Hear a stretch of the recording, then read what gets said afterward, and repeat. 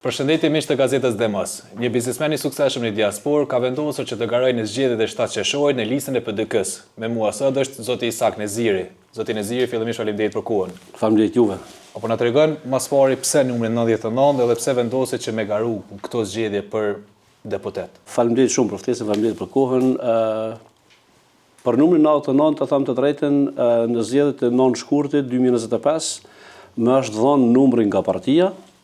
Me që arrita, po e tham kështu, ta ndërlidh me vitin 99, me kthimin e mbi 1 milion shqiptarëve në Kosovë, me qlirimin e Kosovës, dhe ka shumë gjëra të bukura të Kosovës me themelimin e Partisë Demokratike të Kosovës në vitin 99 dhe kështu që simbolikisht po them arrita të e bëj një numër për vete ku qytetari ka kuptuar që vitin 99 ka qenë për shqiptarët.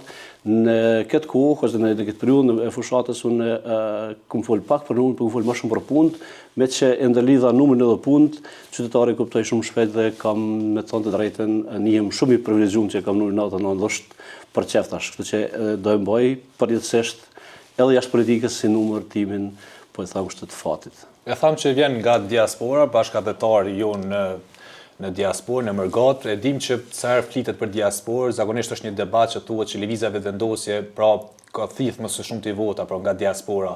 Kur vinë zgjedhjet e shohim që pak ka kandidatë të cilët e përfaqësojnë këtë parti politike në listën e tyre, se lërëm në kuvendin e Kosovës.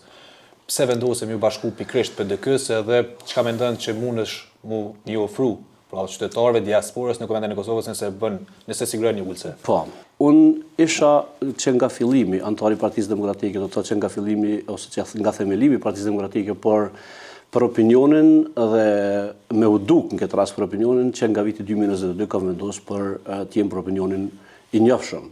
Në Mërgat, në Bajen, ku unë jetoj, dhe në këtë rast në Gjermani komplet, po edhe jashtë Gjermanisë, në përtubimet tona, takimet tona të partisë, ku e kemi ristrukturuar dhe po e tham mobilizu Mërgatën, tu e pa që viteve të fundit ka degradu, do të thotë qeverisja në Kosovë dhe është ataku Mërgata, thuajse gjithë ose shumë herë, nuk ka mund të rritur kryq, nuk ka mund të hesht dhe janë edhe një janë nga arsyet që të futem në politikë, që në përmes politikës pikëspari për Kosovën të ndihmojmë Kosovën si Mërgat, të ndihmojmë përmes Partisë Demokratike kuptohet, për shkak se mendoj dhe kanë citu shumë edhe nga kolegët tanë të partisë po edhe të partive tjera që programi i Partisë Demokratike është vërtet një program i cili ofron qytetarit Kosovës një jetë më të dinjitetshme, një siguri në vendin tonë, arsim, shëndetësi më cilësore dhe këto janë arsyet në realitet që unë garoj me Partinë Demokratike me numrin 99, por edhe si parti shtet formuese dhe këtë çka gëzojmë ne, unë personalisht mburrem që çdo gjë në këtë vend ka vullin në Partisë Demokratike. Edhe vetë në qeverisje, por edhe me partnerët politikës dhe me parti tjera që në koalicione, kështu që veç Partia Demokratike për mua është ajo e cila vërtet e rikthen edhe një herë, po e tham, vazhdimsinë e shëndërtimit. A ka pas përqarje zotë Neziri në diasporë për shkak të partive politike, të marrë parasysh që edhe shumë përfaqësues të partive politike, lider politik kanë treguar që përveç lëvizjes vetëvendosje kanë thënë që nuk kena dasht me përfshi diasporën në zgjedhje, në politikën e Kosovës për shkak që në një farë mënyrë kanë hallet e veta, kanë punët e veta, por me angazhimin e vetëvendosjes në një farë mënyrë është detyruar edhe këtë parti politike që me angazhu strukturat e veta. Më së vërtet përçarje ka, për fat të keq, më përçarja më e madhe ka arritë të bëhet tash në vitet e fundit, edhe në Mërgat, po edhe në Kosovë dhe çdo kon ku ka shqiptar. Kjo është shqetësuese. Për mua personalisht, po e tham mendimin tim, por duhet vërtet një analizë thellë pse ka ardhur drejt të përçarja. Me shpalljen e pavarësisë të Kosovës në vitin 2008, një marrëveshje politike po quhet sot gentlemenesh mes partive politike të Kosovës, që mos të merren me Mërgatën, që vërtet Mërgata të mbetet në vendin e vet dhe për shkak se kanë ndihmuar Kosovën para lufte, gjatë lufte, po edhe në periudhën e pas luftës, po them tash në ndërtim. Në zhvillim dhe siguri për familjarët tonë që kemi në Kosovë, por me shpalljen e pavarësisë, hapjen e konsullatat, ambasadave nëpër Evropë dhe jashtë Evropës është mendu atëherë nga kryetari jonë, Hashim Thaçi, ky ministri i Kosovës në atë kohë, që vërtet të i drejtohemi ne të gjithë konsullatave dhe ambasadave tona ku është rruga ligjore, po e tham për neve, mundësia e parë që ne t'i afrohemi konsullatave. Me që kjo marrëveshje ka funksionu, po e thamë kushtimisht në vitin 2013-14, por aktorët politik të taborit politik të ashtë e vetë vendosjes, në atë kohë ata veç kanë punu në heshtje dhe kanë arrit që për mendimin tim, personal po e thamë, por duhet vërtet një analizë thellë. Sot ka përçarjet Mërgatës dhe për mendimin tim kjo përçarje është bë dhe rrojt i ka në vitin 2014-2015. Pse po e thamë këtë? Të e marrë parasysh aktivitetet e lëvizjes të vendosjes në Kosovë. Dhe të gjitha problemet, të gjitha protestat në rrugë, deri në djegjen e institucioneve, gjujtjen e policisë e kështu me radhë, dhe kanë kuptuar që deri në atë periudhë nuk ka pas mundësi të jetë në qeverisje apo të jetë afër parlamentit. Në periudhën 2014-2015, nëse kthehemi pak në kohë dhe analizojmë që një masë e madhe shqiptarëve të ri kryesisht janë larguar nga vendi, nga Kosova me autobusa, nëse i kujtohet ajo periudha e 2015-s, të cilët kanë kërkuar azil në Evropë dhe jashtë Evropës. Dhe unë jam shumë i bindur që në këtë pjesë është bën një mobilizim, është bën një plan, një strategji, aq e mirë, aq e thellë, sa që i kanë larguar vend njerëz nga vendi jonë, për shkaqe ekonomike dhe ju kanë ngjujt në atë kohë qeverisjes për shkojnë vendin për shkak se ju nuk keni kriju venda pune, ju s'keni kriju infrastrukturë, arsim, shëndetësi, siguri kështu me radhë. Po thonë që është kriju një propagandë. Është kriju në atë kohë një propagandë, me që ne dimë se buxheti i Kosovës në atë kohë ka qenë 2.5 apo 2.2 miliard, nuk e di, është saktësisht me shifra, por di që nuk ka pas për shembull edhe aq papunësi sa është propaganduar. E para. Dhe është për shqetësim që pjesa e njerëzve, të cilët kanë kërkuar azil nga viti 2015 në shtetet e Evropës dhe jashtë Evropës, një pjesë e madhe e tyre janë ata të cilët kanë kërkuar azil dhe janë deklaruar që janë të ndjekur nga njerëz e ushtrisë ligjore të Kosovës dhe kjo është shqetësuese. Unë mbaj thirrje tek institucionet, tek organet përgjegjëse që vërtet të rishqyrtojnë ose të shqyrtojnë këtë rrugtim të asaj kohe dhe është e mundur, është e lehtë në shtetet ku ata jetojnë, të cilët ju ka pranuar azili në periudhën 2015 deri në 2020, po e them kushtimisht, apo në çat periudhë ku ne jemi larguar shumë, të i verifikojnë ata të cilët kanë dhënë deklarata që janë ndjek nga Kreto ÇKS apo nga individ, nga ushtria shlimtare, vërtet unë mendoj që këtu është problemi. Problemi kyç dhe bazë është për shkak se nga viti 2015 deri në vitin 2019, po flasim për një periudhë 4 vjeçare.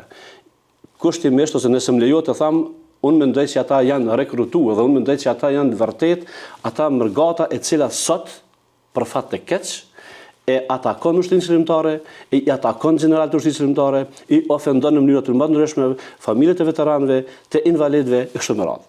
Dhe kjo nuk do të lejohet, kjo nuk është dashur me leju. Po e përsëris edhe një herë, për mua personalisht, mërgata e cila e ofendon ushtrinë shlimtare, mërgata e cila e ofendon personat që kanë bërë shtatndërtimin tonë, të cilët kanë shpallur pavarësinë, të cilët e kanë çliruar këtë vend, prej të cilëve i gëzojmë në të gjitha këtu sot që i kemi, janë ata njerëz të cilët kanë kërkuar azil në Evropë dhe jashtë Evropës që i kanë ndjek ushtria shlimtare e Kosovës. Dhe këta kanë një los, është bërë një losje e thellë, dhe kanë mbjellë një gjuhë të urrëties. Edhe të në mes mërgatës, po edhe në Kosovë kanë përçu këtë urrëtie. Dhe këtu duhet një analizë thellë, në realitet një hulumtim i thellë, është e mundur tek shtetet ku ata jetojnë, po e them edhe një herë, me verifikuar saktësisht kush janë ata njerëz të cilët kanë thonë vërtet jemi dalë nga Kosova për shkak të këtij fenomeni. Dhe unë mendoj që po nëse xhinet ne apo 10 apo 20 apo sot që të jenë ata njerëz, ata vërtet janë tradhtarë të këtij vendi. Ndryshe nuk mundesh me çujt njëri i cili në vitin 2015 lëshon Kosovën me një pretekst tillë. Përveç gjuhës përçarjes që faktikisht po shtohet çdo herë më shumë për fat keq në vendin tonë edhe jashtë që po thotin po pasqyrohet, po vrehet, çka është ajo prej atyre dështime, nëse mund me quajë zotin Eziri, që keni mujt mi vrejt nga jashtë, nga keq qeverisjet të cilat ju mendoni që me ardhin e Partisë Demokratike të Kosovës në pushtet do të mund të përmirësohej? Siç e dim ne të gjithë, këta kanë ardhur në qeverisje dhe në pushtet duhe ataku qeverisit e kalume dhe duhe thonë gjithherë që ne kemi bo më mirë, ka korrupsion, ka nepotizëm, ka prej ofendive më të ndryshme po e tham.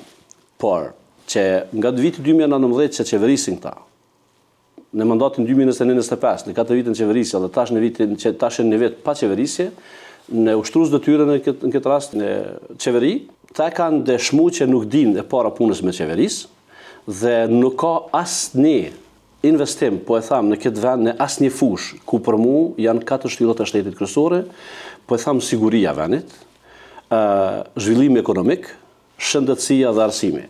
Këto janë 4 shtyllat e vendit, fortat, fuqishme duhet me qenë, por këta nuk e kanë po. Këta janë ardhur duke i ataku, po e tham, paraprakisht qeverisit e kalume, individ.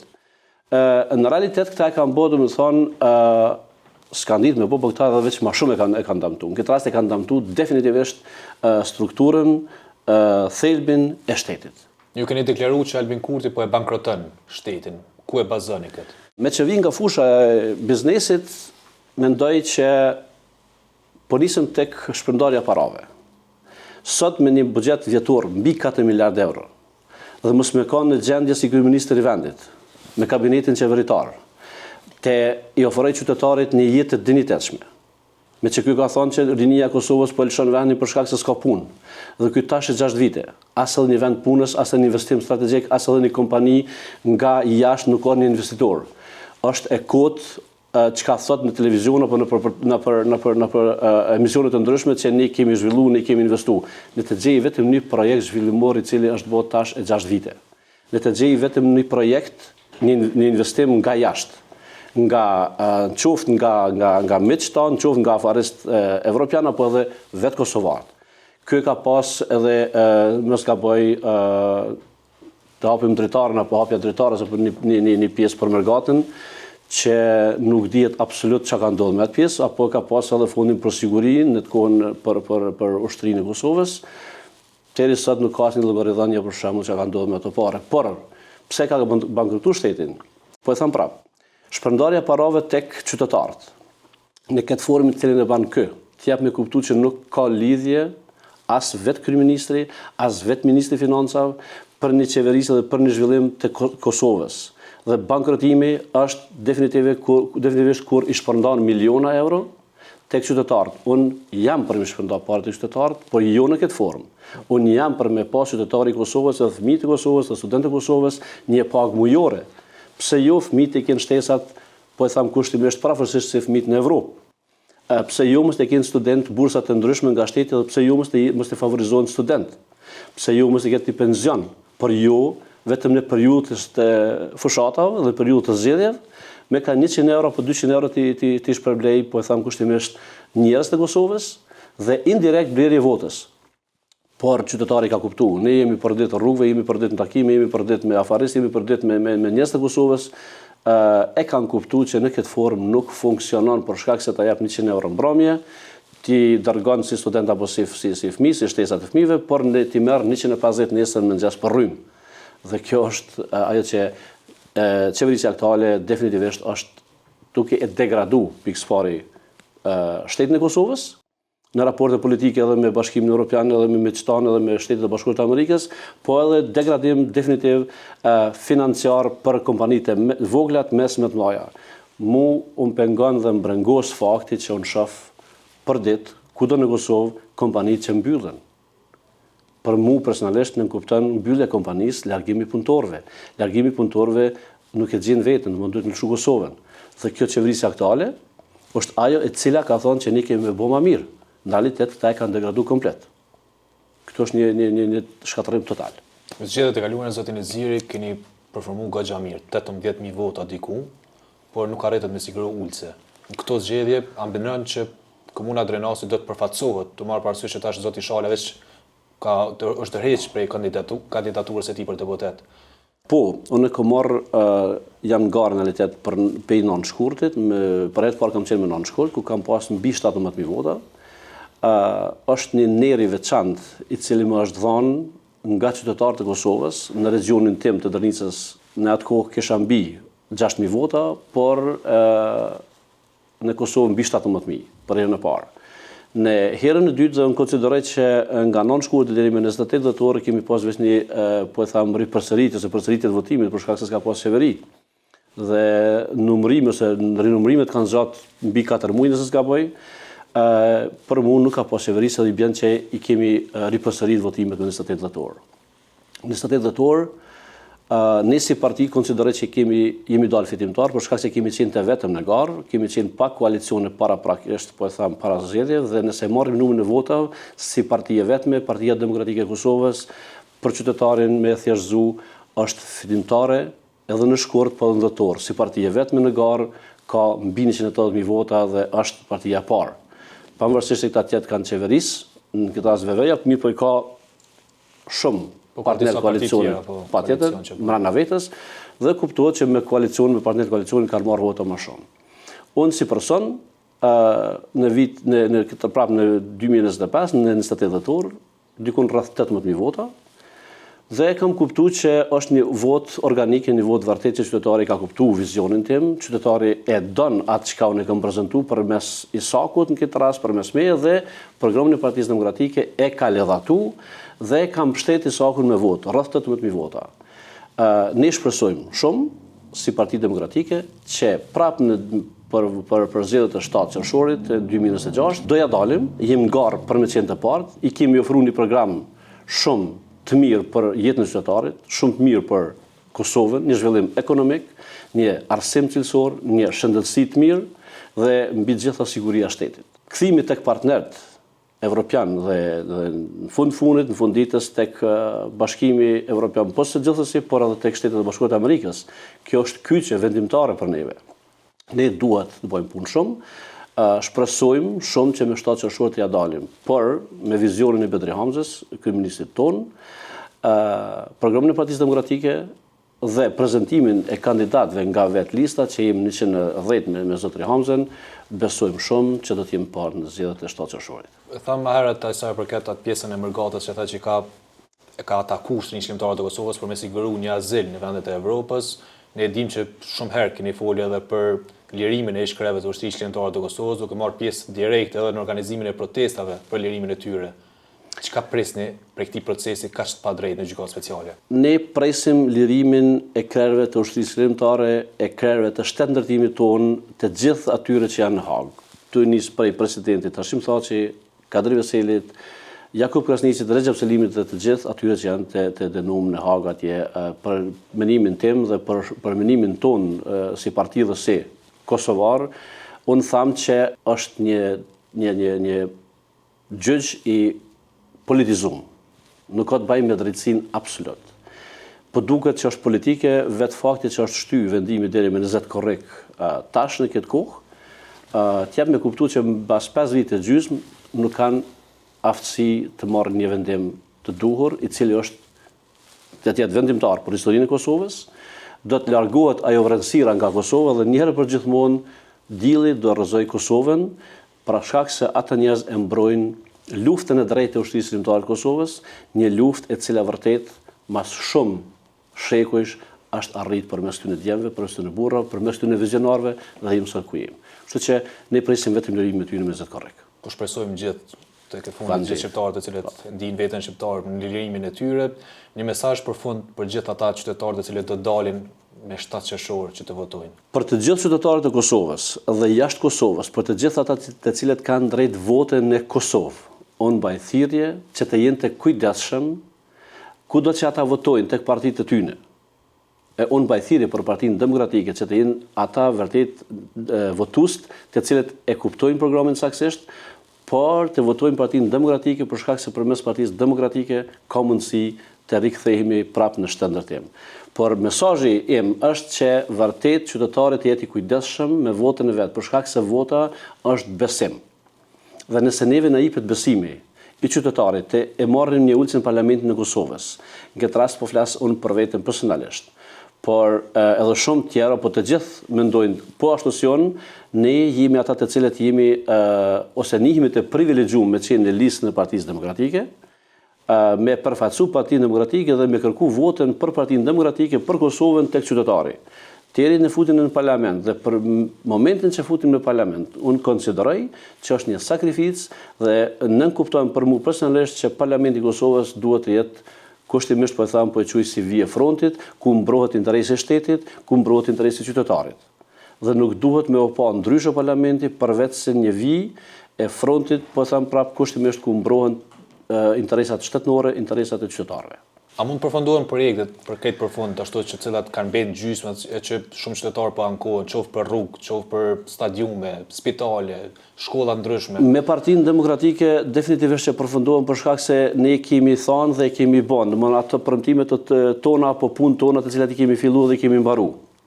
Kjo është një vërtetë e madhe dhe të gjitha punët e mëdha në Kosovë, si autostradat, rrugët, shkollat, spitalet, qerdhet, infrastruktura në sistemin e shtetit, dhe të gjitha janë ndërtuar dhe janë ngrit nga Partia Demokratike, kuptohet edhe në periudhën kur kanë qenë me partner politik, por e kanë vulën e Partisë Demokratike. Është një dëshmi për qytetarin që Partia Demokratike, e në veçanti tash me kryeministër Bedri Hamsen, punët e cilat i prezanton, punët e cilat i fillon, është e garantuar me qëllim përfundon dhe ka më mbaruar të gjitha ato që i kanë premtuar, apo të gjitha ato të cilat do i premtojmë dhe do i vazhdojmë. Projektet të cilat janë në gjysmë, projekte nuk ka të cilat janë në gjysmë, për shkak se këta s'kan filluar asnjë projekt, këta i kanë marrë projektet nga ne dhe i kanë degraduar dhe ato që janë. Ne kemi për shembull për Keqardhi, por kemi në autostradat e Kosovës apo në rrugët e Kosovës edhe humbje jetësh. Dhe s'merr askush përgjegjësi. Për mendimin tim, po flas tash edhe qysh është në Evropë, në një rast të tillë definitivisht që dikush nga shteti po edhe nga kompani do të përgjigjet t'ia përgjegjësi për këtë pjesë. Për shkak se janë jetë njerëzish në pyetje. Këta nuk kanë filluar asnjë projekt, ta s'kan mbaruar asnjë projekt. Këta përveç se populizmin, përveç se gojnë plot dhe nepotizëm që kanë dhe të ndera një burimorëshe që janë me cindra dhe janë shpërndarë mbi 200 milion mos ka mbi 200 milion euro, në të ndera një burimor, kjo është degradimi i shtetit dhe kjo është falimentimi i shtetit. Për interesa personale të kompanive të ngushta apo të individëve ku vërtet përfitojnë vetëm xhepat e njerëzve. Individët. Nezirit, falenderoj shumë për këtë bashkëbisedë dhe të uroj suksesin nga ana juaj për deputet. Shumë faleminderit juve për kohën. Faleminderit.